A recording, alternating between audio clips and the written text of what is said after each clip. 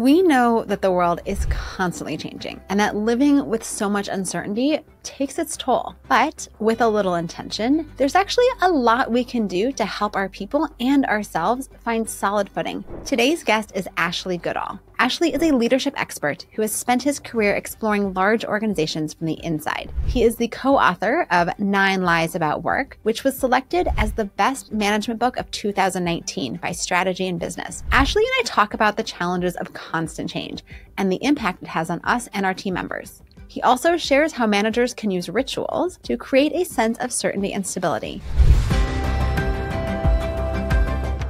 Thank you so much for joining me today, Ashley. I was just saying how much I enjoyed reading your book, and I'm super excited to dive into this topic of change and how we as managers can navigate this kind of constant world of change that we are finding ourselves living in professional contexts, and where just all the stuff that comes with that, all the problems that come with it, and some of the solutions you lay out that we can start to help ourselves and our team members get some solid grounding in our workplaces. So thank you for joining me. It's wonderful to be here.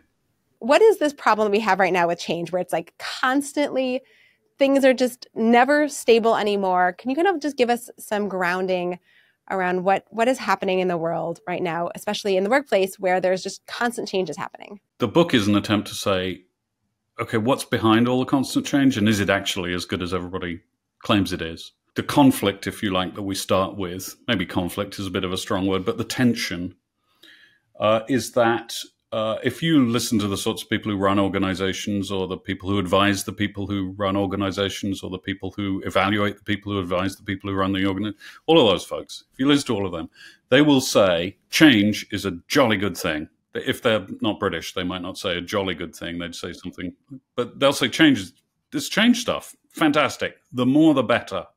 In fact, our jobs as leaders is to make change, and more of it, and more of the time, because change is always up and to the right in life. But if you go and talk to the people on the receiving end, the people on the front lines of organizations, the people who show up every day trying to do a job, they will say to you, it's too much. It makes it hard to do what I am trying to do. I mean, I know what my company needs me to do, and I'm trying to do these things, but it is very hard to operate in an atmosphere of ongoing uncertainty and lack of control, and where the teams keep getting jumbled up, and where I'm not sure what the point of my job is from one day to the next, because everybody keeps changing the rules.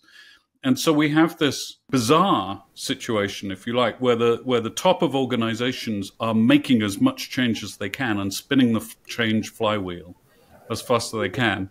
And the people at the bottom are going, stop it, stop.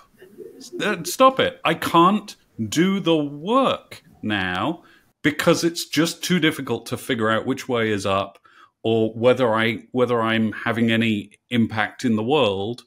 And so the problem with change is it doesn't lead to improvement. That's the problem. I mean, that's a very bold statement. And also, I think most people's lived reality that we try to make positive changes, but they don't often lead to the outcomes that we anticipate. And I'll just say, I don't run a very big organization. It's just me and 2 other team members.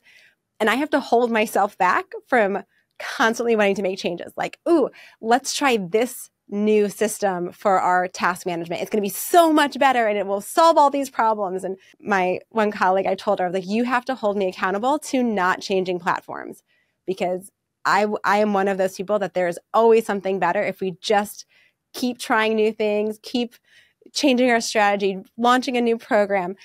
And it's true that if I look back, they have not all panned out the way that I believed they would. And I can only imagine inside of a large organization how disruptive that can feel when things are constantly being shifted underneath you. Well, the lesson from what you just shared is that change and improvement aren't the same thing.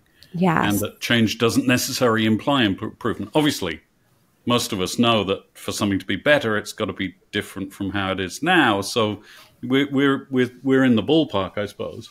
There's a lot of decision making in large organizations that isn't particularly well informed by what it's like on the front lines. And so what seems like a nice, new, shiny, what was your example, task management system? Yeah. It's like, well, that'll be great, won't it? And everyone's like, well, I just learned the last one.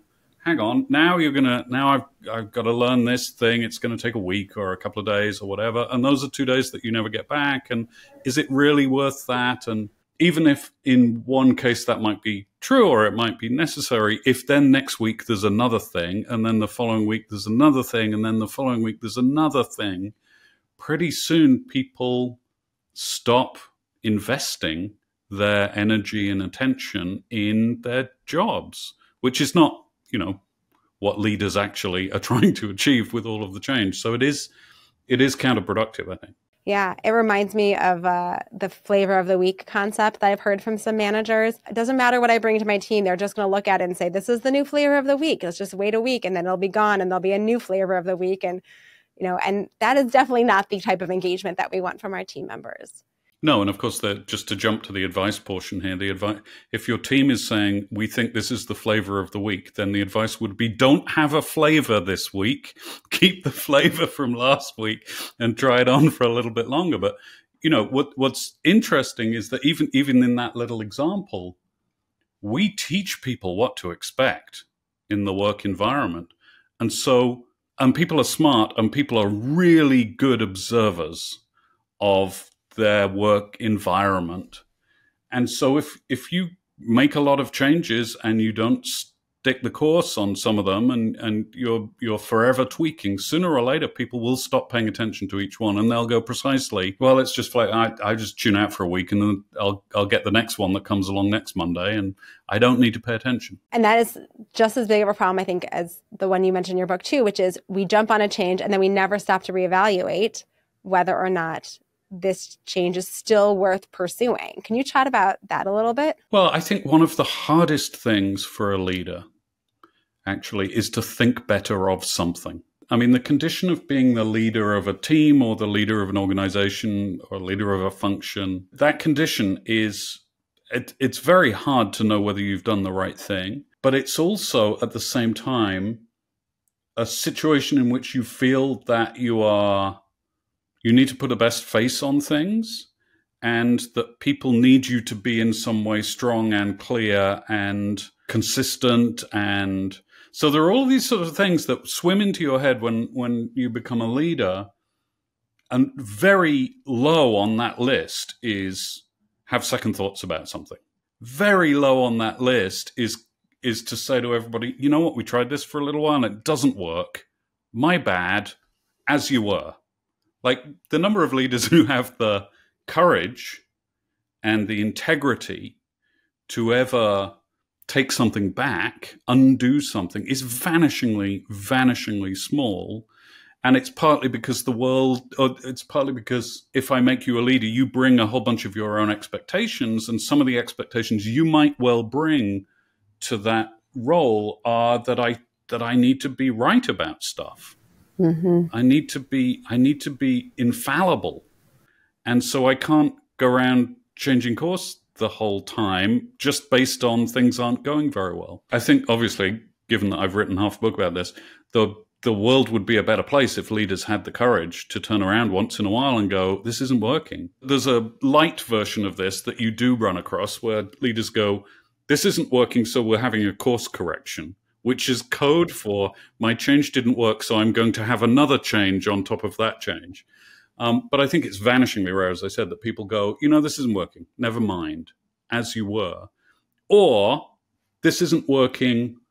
Hey, team, what would you have done to remedy this problem before I clumped all over the place and made a big mess of things? A little bit more humility from leaders would go a long way to alleviating some of these sorts of problems that we're talking about. Well, before we get to some of the other ideas and suggestions that you have for how we can navigate and support our teams when we're in this environment of change, can you talk a little bit about the toll that change puts on people and the challenges that we experience when we're in that kind of constant state of change? One of the funniest things that strikes you as soon as you start pushing into this topic of change, the first thing that you meet is that everyone thinks it's great, or the leaders at least. The second thing is if you go and look at the effects of change on the human psyche, you find that almost all negative. So psychologically, change is really hard on humans. It's not like change is basically psychologically good, but sometimes it's not. It's like basically the things that change visits on somebody are very hard for people to deal with. There are a few different flavors of sort of psychological difficulty. One is that, of course, as soon as I say, hello, everybody, I'm going to make a change, then what immediately happens is something called uncertainty. Uncertainty, there's all sorts of science about how uncertainty is very hard on people and causes all sorts of stress and actually physical health problems even. The second thing that happens when I say, I'm going to make a change, is that I'm reminding you that you actually don't have any control, and lack of control is very, very hard on humans.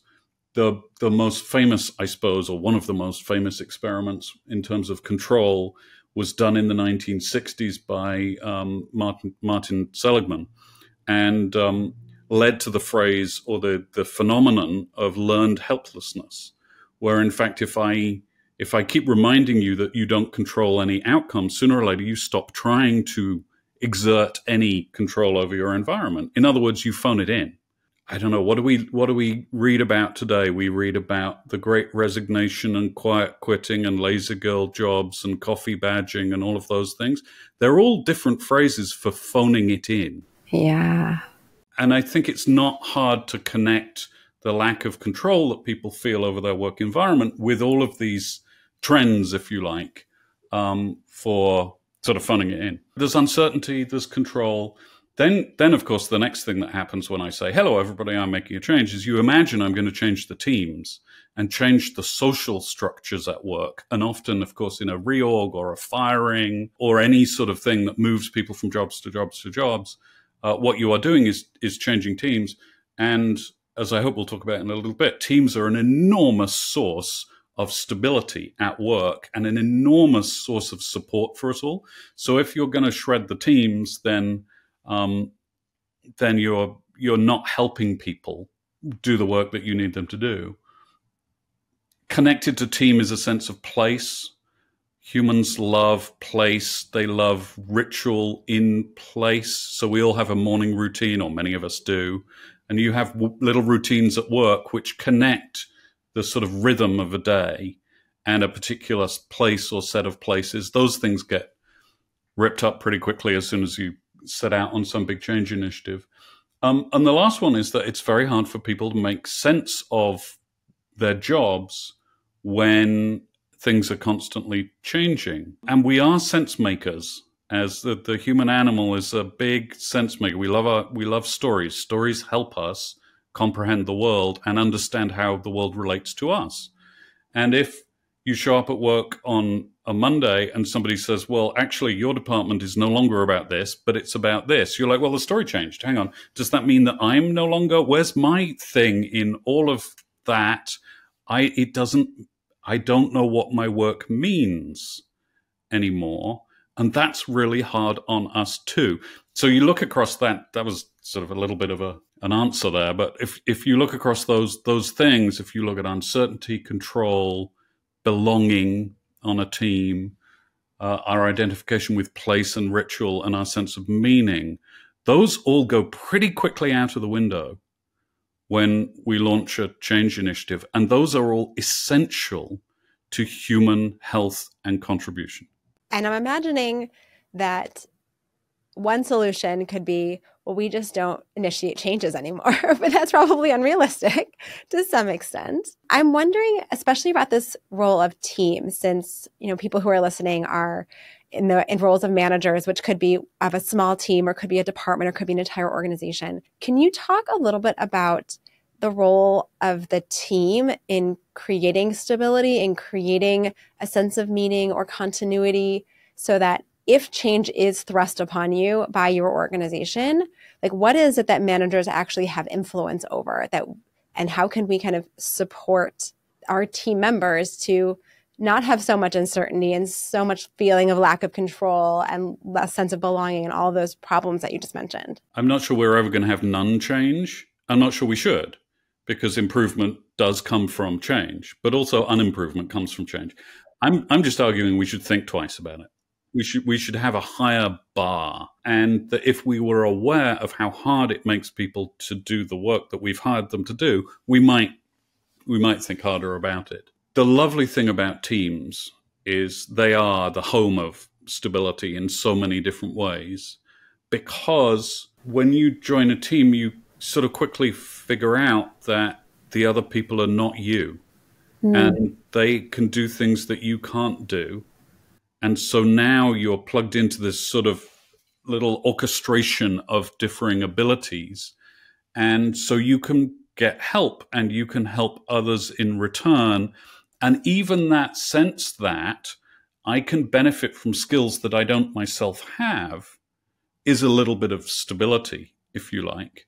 Because now if we need somebody to write the advertising copy or the marketing copy for such and such, but I'm not great at doing that, but I've got a teammate who can, and I can just design the cadence of the campaign, then great. Okay. Now we are a little bit stronger in ourselves because we have more collective ability that we can deploy against the world. And we're also a little bit insulated against the change of somebody saying, you lot can't do X, so we're going to create a change, and people will come in who can do whatever the thing is. Teams at work are home for many, many, many sort of stability-making things, and team leaders can do a super important job in creating stability for people. Not always in response to change, by the way, but in anticipation of change. And this is the trick about the stability management game, if you like. You have to be doing it the whole time, because you don't always control when the change arrives. And so you want to give people an environment that bolsters them, if you like, against change. So some of the things are get to know your teammates, understand what your strengths are, understand what their strengths are, understand where you can help one another. Build rituals into the week of a team. And I don't mean incense and chanting. I mean, have things that happen predictably every Monday or every Friday, or have a way to start the day together, or have a way to end the day together. There was one I discovered, a team in the pandemic that had been co-located and was now all working from home, missed their team ritual, which was that as everybody left the office for the day, they would walk down the corridor and shout out, I'm heading out, see you all tomorrow. And this couldn't happen because they were no longer in an office. So they created a team space just for doing that. There was some room on Slack or whatever that was called the corridor. And then as you left your home office for the day and went off to, get the kids from school or feed the dog or cook the supper or whatever, you would just post in the room, heading out for the night, see you all tomorrow. And they virtualized this thing because it was so important to them to still have that ritual that closed a day for a group of people working together. And there's something so beautiful in that. It's simple, but it's human. And you hear about it and you just want to smile. Yeah. You're like, God, I want to be on the team that thinks about those sorts of things and has some slightly kooky way of doing it, because it matters to them so much that they've created a ritual to close out the day. So rituals on teams are really, really important things. Most teams have them, by the way. Most teams have a few. Most leaders have a few. The question is, do you know what they are? And are you guarding them, if you like, jealously enough? Because it takes a while to build them. You can't, one instance of anything isn't a ritual. One instance is a one-off. So it takes a while to build them. But the question for leaders is, do you know what they are? And has your team shaped them over time? And are you honoring them going forwards? With rituals, do they have to be organic? Like, I imagine as a team leader, if I said, all right, folks, we're going to try this thing called the corridor that I heard about, where it can feel kind of weird or awkward, or like, your team members are rolling their eyes at you, like, really? So do the best rituals come from the things that we organically or naturally are already doing, and we maybe with a little more intention then shape them or solidify them into that kind of consistent usage? Or can we actually just start a new ritual by saying, we're starting a new tradition, we're starting a new practice, we're starting a new ritual. And if we're doing that, are we then making it worse because we're actually introducing a change and getting all of that, that fun stuff? Yeah. So your question is, if you change the rituals, is that stability or change? To which the answer is yes, by the way, just somewhat annoyingly. The funny thing about rituals is they come in all shapes and sizes. And one of the things that's very tricky is landing a very consistent definition of ritual. And there are researchers, by the way, there are scientists who study rituals. And I think if I were not writing books about change, I would actually want to be a ritual researcher, because it's all sort of completely fascinating stuff. But one of the things that's hard for the scientists is coming down to a definition in terms of, is it generated by the team? Is it generated by the leader? Is it built by the company? Because the answer to all of these questions seems to be yes, and all of the above. The defining characteristic of a ritual is actually that it allows us to control our feelings in some way. They're emotional regulators, and any sort of thing that, it's a little circular, feels ritualistic and allows you to regulate your emotions in some way. So you want to have a calm feeling at the end of the day, so you have the corridor room. That's emotional regulation in one sense. So anything like that is a ritual. All sorts of good ones bubble up from teams. So teams will decide of their own volition, there will always be the morning coffee run. Mornings for some reason are very dense with rituals. There's a lot of morning stuff, fewer evening things, but so teams will decide, well, we're going to do this, or we're always going to have some silly thing. There was one team I discovered where two of the people would come in fancy dress every Halloween, and it was always two characters that were related to one another. So it was Batman and Robin would be the Halloween thing. And I don't think a leader thought of that. That sort of bubbled up from the team. It's a silly thing, but it's Halloween. And it's just a way of sort of marking the passage of time. And again, saying to people, this is the place still. You're still here. You're still in this. This is still recognizable as the place you come every day and the humans you work with every day. I had another leader who instigated a ritual, and it was actually on Monday. We'll go around the team and see if anyone wants any help this week from their teammates. And on Friday, we'll go around the team and see if anyone wants to thank somebody for help given during the week. So it was this beautiful bookend, Monday through Friday, that was all about this team will support one another, which in itself is a source of stability. And then the ritualization of support is another source of stability. And this team leader came up with that. She invented it.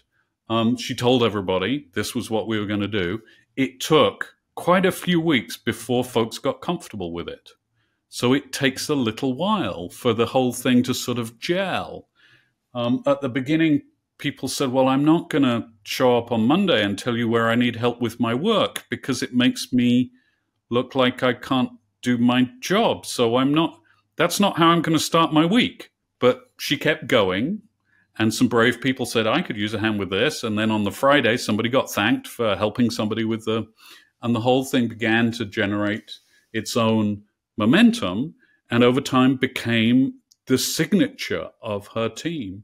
And they were known as the team that was fantastic at supporting one another and the team that could handle all sorts of unexpected things, because whenever an unexpected thing came along, they could form quickly the right group of people to work on it. So it's some bubble up, some come from leaders, some come from countries, for goodness sakes. I mean, back where I grew up, there's a thing called the state opening of Parliament. That's a ritual. We put a monarch in a chair and they read things, and apparently that helps the country be what the country is. Some of them are weird in terms of what is this for. Some of them, the connection between cause and effect is murky. But if you try and take them away, people get really annoyed. And that's one, again, back to some of the downsides of change. If you are removing the groups that had the rituals, then people lose the rituals, and people lose that little ability to have some sort of emotional regulation in their working week, in a world where emotional regulation is kind of a nice thing to get a bit more of. I never really thought about that, of rituals as a way to regulate our emotions or to bring us to a specific place or perspective that might come from completing that ritual, right? There's like the daily planning ritual that I have, is I think of it as being a productivity ritual that's about getting to the other side so that I have my day planned. But I also see now that it's about removing the anxiety of worrying about what I have to get done and when is it all going to happen. So it's actually also the process of doing that is bringing me to a place of calm to start my day with the mindset of being ready for what I have ahead. And that's, well, here's the interesting question. If I told you had to do it in the evening, how would you feel? oh, I wouldn't like that. I mean, I would do it if I had to, but I wouldn't like it. When people mess with our rituals, we don't like it. Now, I could argue it works just as well as a planning ritual the night before as the morning of. But as an emotional preparation for the day or as a way to get into the zone, it doesn't work nearly as well the night before as the morning of.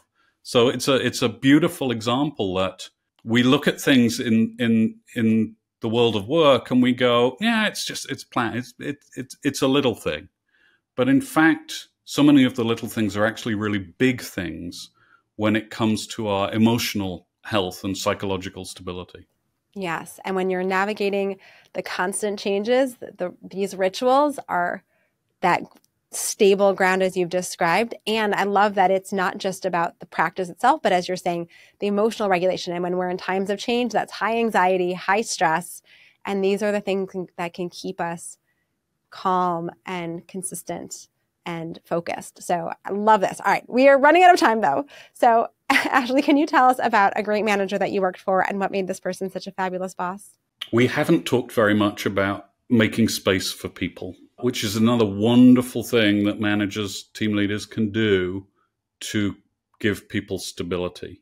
Because if I've got space to do my thing, then I have more control, I have more agency. And so I have more of the positive emotional, psychological reality that comes from feeling I'm in control. I had a manager way back in the early 20-teens, we'll say, at Deloitte called Diana O'Brien. And Diana was marvelous because Diana gave me all sorts of space. And so I'll give you an example. There was a project at Deloitte to reinvent how we did performance ratings. And Diana came to me and said, "You have been complaining about performance ratings louder than anyone else for the longest amount of time, so you're in charge. Go." And she didn't say, do it like this, or do it like this, or the outcome must be this. She said, you really care about this thing, so I'm putting you in charge. And I said, well, what will your higher-ups think? And she said, don't worry. I told them that you're in charge, and they trust me, so you're in charge. And what she then did was to continue to give me all sorts of space to figure out what I thought the best way through was, while also sort of protecting me from organizational interference. Because if you're going to rethink something, if you're going to, now this is real innovation, this is ground up innovation, if you like, if you're actually going to come up with improvement, then you need a little space to figure things out. And if everybody wants to show up every day and tell you what you're doing wrong or tell you why you annoyed them this thing and the thing that you said doesn't make any sense and how on earth is that going to work anyway, then you don't get very far. And so the other thing that Diana did was she said, send those people to me. And I would say, go talk to Diana, and some conversation would happen and I would never hear about it again. There's a wonderful sort of manager, team leader who says, look, daylight is this. This is where we need to go. Will you take us there? And then gives you space. And then keeps the judgment and the interfering and the complaints and which is not to say that everyone's perfect and not to say I probably didn't do a bunch of stuff that was genuinely annoying to other people. But you can let all of that stuff shut somebody down. You can let all of that stuff freeze somebody in place. And so Diana protected me from all of those things. And that led to, by the way, a wholly new performance management system. Deloitte abandoned doing annual ratings, annual performance reviews. went to weekly check-ins, and completely changed its attitude to how to get the best out of people at work. So it was a project not without consequence for 70,000 people, I think. Wow. Amazing. And what a gift to have someone who can really give you that space and protect you from the whirlwind that often comes. I can remember the conversation where she said, "I'm putting you in charge." And the first thing I wanted to say, and it's a good job I didn't, the first thing I wanted to say was, "Are you kidding me?" I was like, Christmas had come early. I couldn't believe I was going to be put in charge of this thing. It was such a statement of trust and faith and confidence. Made me feel like $1,000,000 and made me really want to do it brilliantly well. Making space signals trust too, and that's a super powerful thing. That was Diana's story. Thank you for sharing that. And where can people learn more about you? Tell us the name of your book and where we can find it, all that jazz. So the book is available wherever books are sold, and people can find out more about me on my website, which is, I think, somewhat ingeniously named ashleygoodall.com. So there's all sorts of stuff about this book, about my other books and writings, and about who I am and what I do that folks can find there. Fabulous. What's the name of this book? This book is called The Problem with Change, which I think is a good name given the conversation we've just had. I agree. Well, thank you again, Ashley. Really a pleasure to chat with you. I feel like there's so much more we could have gotten to, but we ran out of time. So thank you again. Thank you.